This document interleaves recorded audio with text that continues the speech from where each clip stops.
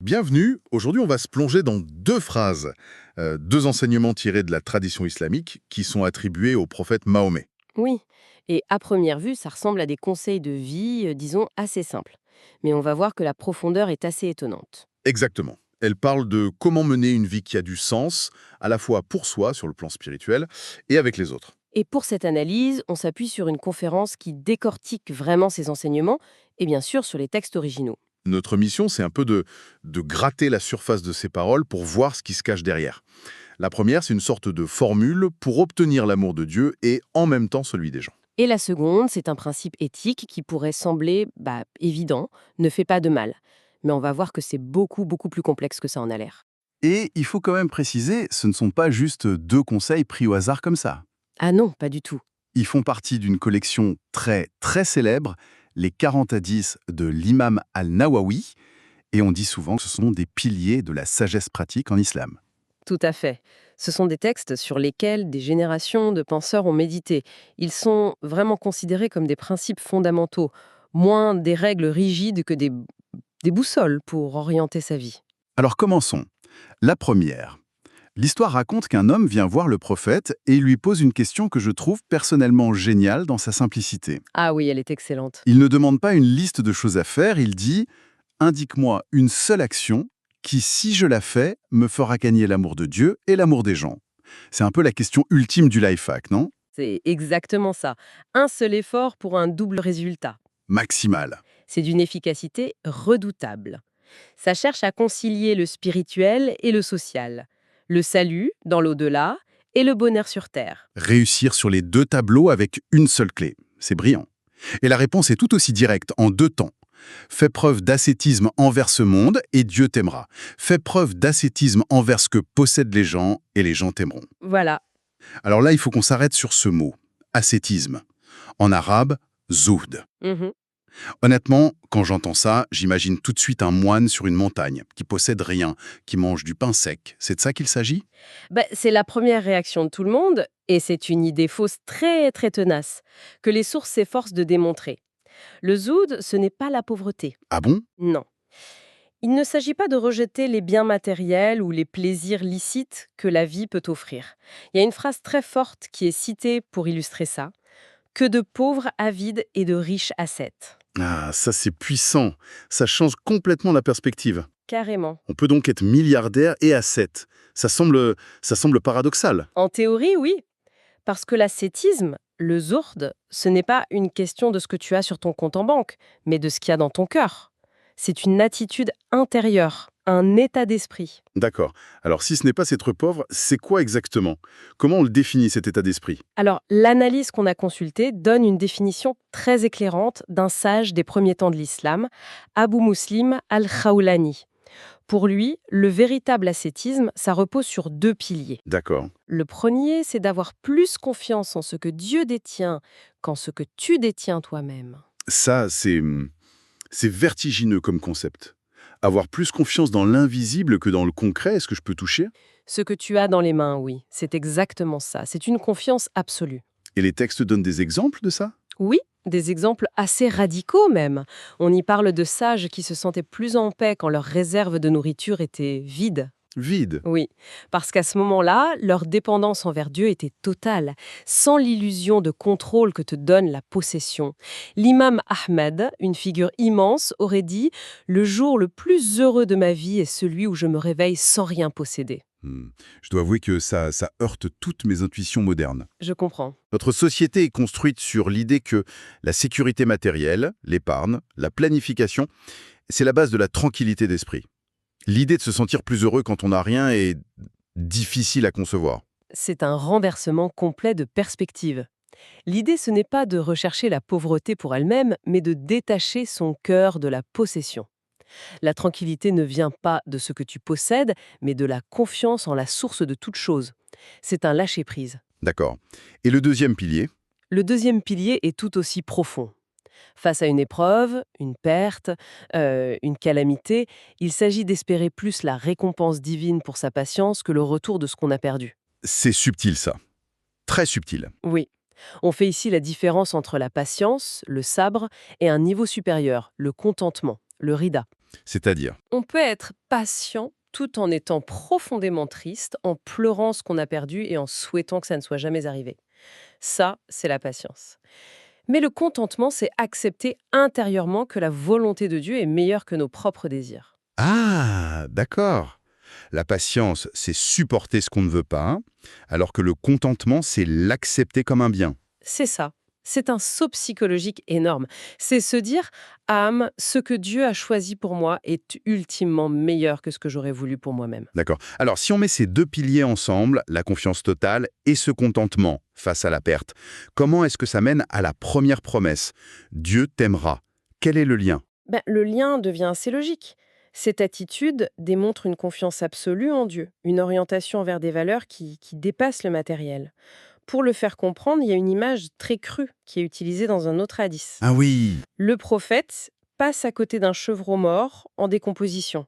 Il demande à ses compagnons qui voudrait l'acheter, même pour rien. Personne, évidemment. on imagine bien. Et il leur dit, par Dieu, ce monde a moins de valeur aux yeux de Dieu que cette carcasse n'en a pour vous. L'ascétisme, c'est intérioriser cette échelle de valeur. Et Dieu aime celui qui partage sa perspective sur ce qui compte vraiment. C'est une image qu'on n'oublie pas. D'accord. Passons à la deuxième partie, qui touche à la psychologie sociale et que je trouve fascinante. Fais preuve d'ascétisme envers ce que possèdent les gens et les gens t'aimeront. Comment ça marche? Justement, la convoitise, la compétition. Quand vous sentez que quelqu'un convoite ce que vous avez, votre poste, votre maison, votre argent, vous vous mettez sur la défensive. Oui, on le perçoit comme une menace, ou au moins comme quelqu'un dont les intentions ne sont pas pures. Voilà. Et inversement, une personne qui est manifestement détachée de ce que vous possédez, qui ne vous demande jamais rien, qui n'envie pas votre situation, elle inspire naturellement confiance et respect. Les gens se sentent en sécurité. Tout à fait. Ils ne vous voient pas comme un rival ou quelqu'un qui cherche à profiter d'eux. Votre détachement devient une source de sécurité pour les autres. Et ça attire leur sympathie. Et leur respect. Oui, il y a une très belle anecdote qui est racontée. Un savant entre dans une boulangerie. Quelqu'un le reconnaît et dit au boulanger « Fais un bon prix au chèque, sois généreux ». D'accord. En entendant ça, le savant a reposé le pain et il est parti. Ah oui, pourquoi? On lui a demandé et il a répondu « Nous achetons avec notre argent, pas avec notre religion ». Il refusait que son statut spirituel devienne une monnaie d'échange. C'est une question de dignité. Et ça force le respect. C'est une leçon d'intégrité incroyable. On dirait que le deuxième enseignement, maintenant, prend ce travail intérieur et l'applique directement au monde extérieur. C'est une transition parfaite, on passe de l'éthique personnelle à l'éthique sociale. Et ce deuxième hadith est d'une concision absolue. Pas de préjudice, ni de préjudice réciproque. En arabe, la darar ou la dirar. Là aussi, il y a un détail technique intéressant dans les sources.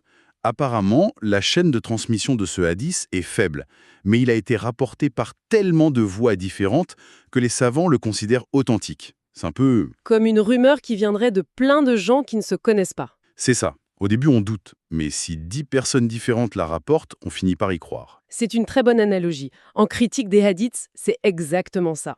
La multiplicité des sources compense la faiblesse des chaînes individuelles. D'accord. Alors, la phrase « la darar wa la dirar », ça sonne un peu répétitif. Pourquoi deux mots « darar » et « dirar » qui semblent vouloir dire la même chose? C'est la grande question. Et l'opinion majoritaire, c'est qu'il ne s'agit pas du tout d'une répétition. Ces deux mots désignent deux types de préjudices bien distincts. Ah, Le premier, darar, c'est causer un tort à quelqu'un pour en tirer un bénéfice personnel. ok, donc il y a un gain pour moi, mais un coût pour l'autre. C'est ça. L'exemple classique, c'est de construire une fenêtre qui donne une vue plongeante sur le jardin de son voisin, violant son intimité.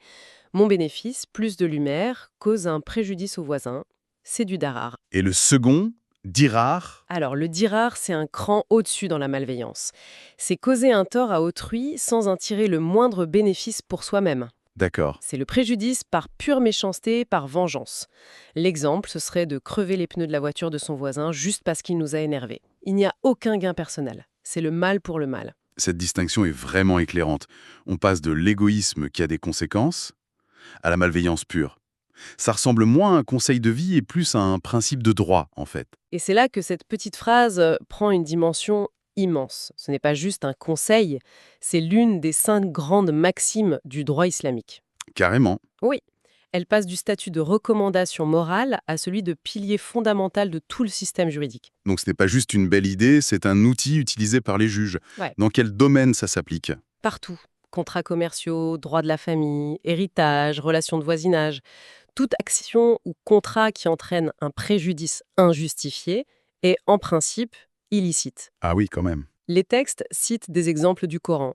Un homme sur son lit de mort qui décide de léguer toute sa fortune à une œuvre de charité dans le seul but de déshériter ses enfants. C'est interdit.